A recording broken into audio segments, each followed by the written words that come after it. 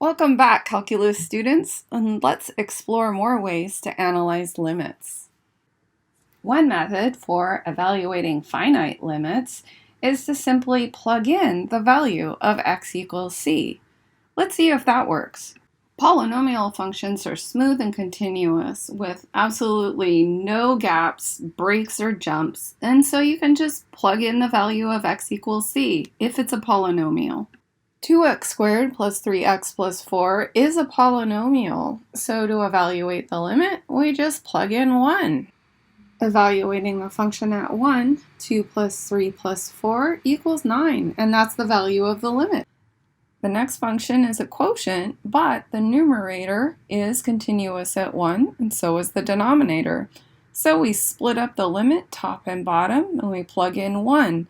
As you can see, we can evaluate and get a final limit of -3. In the next example, we can't just plug in. We'll see how it goes, but in the denominator, we'll find that we have a little problem. But let's start by plugging in. So let's divide up the numerator and denominator with separate limits. X goes to 4.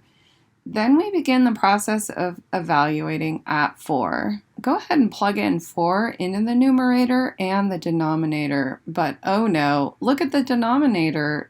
There's a problem there because it equals 0. Now we have a vertical asymptote at x equals 4, so let's evaluate a little bit further with a numerical table. Let's put in some values that are close to 4, both on the left and on the right. These values are coming in from the left. Now, analyzing those values in the function 2x plus 7 over x minus 4, just plugging them into a calculator, this is what we're getting. Clearly, y is going to -infinity.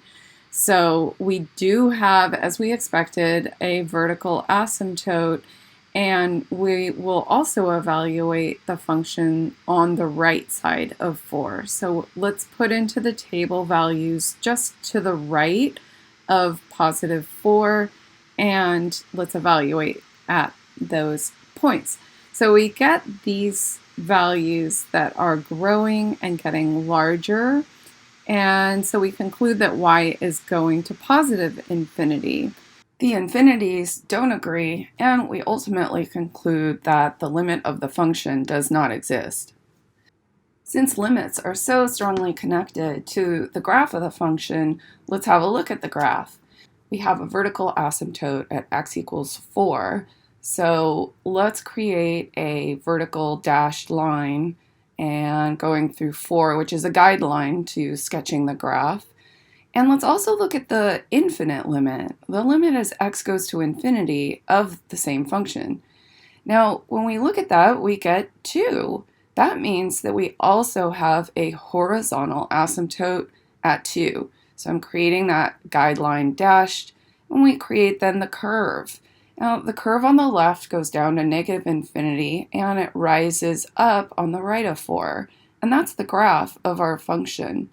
Thanks for watching, and subscribe for more great math videos.